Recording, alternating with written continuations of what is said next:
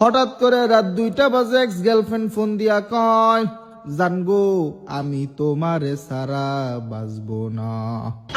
মনে মনে ভাবলাম মনে হয় তার বর্তমান বয়ফ্রেন্ডের সাথে ব্রেকআপ হইয়া গেছে। বাজানে আমার আজ থেকে প্রায় 2 বছর আগে আমারে বোকা মনে কইরা সাইরা গেছিল।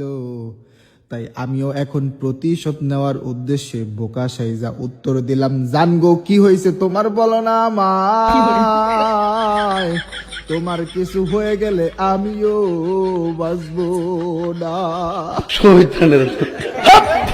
ও পাশ থেকে আরো নাটকীয় গলায় বলল, তুমি বোঝো না জান, তুমি ছাড়া আমি একদম শেষ।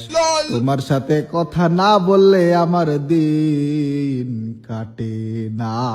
আরে এরপর মনে মনে গালি দিয়ে বললাম, আমার সাথে কথা না বললে যদি তোর দিন নাই কাটে তাইলে তুই এই 2 বছর কেমনে কাটালি, উত্তর দে।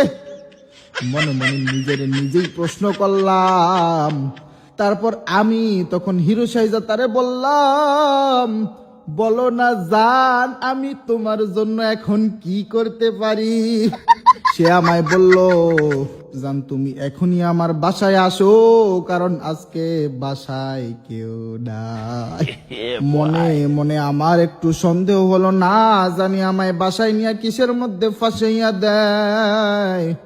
কিন্তু আমার মন তো মানে না, আমার মন তো তার বাসায় যাওয়ার জন্য ছটফট করতেছে, ছেলে মানুষ বলে কথা। তারপর কিছু না ভেবে সোজা তার বাসার দিকে রওনা দিলাম। রাস্তায় থাকতে মেসেজ দিয়ে বলল, বাসায় কিন্তু পিছনের দরজা দিয়ে ঢুইকো। আমি বললাম, ওকে ঠিক আছে, তুমি যা বলবা তাই হইব। আমিও তার বাসায় চলে গেলাম। যখন পিছনের দরজা দিয়ে ঢুকবো তখনই দেখলাম কে যেন দৌড়াইয়া বের হইয়া গেল।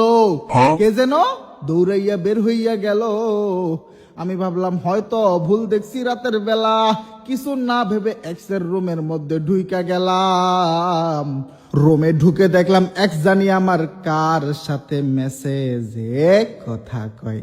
যখন এক্সে ডাকলাম তখন তার ফোনটা আমার হাতে দিয়া জোরে একটা চিৎকার দিয়ে বলল, আব্বু দ্রুত পেছনের দরজা দিয়া আসো। এই সরে আমার মোবাইলটাও থাবা দিয়া নিয়ে গেছে। খতম। পশ্চিমী বিপদে মাইনকা চিপাই পইরা গেলাম। এবার আমি কি করব, মহা বিপদে পড়ে গেলাম। মাথার ব্রেইনও ঠিক মতো কাজ করতেছে না।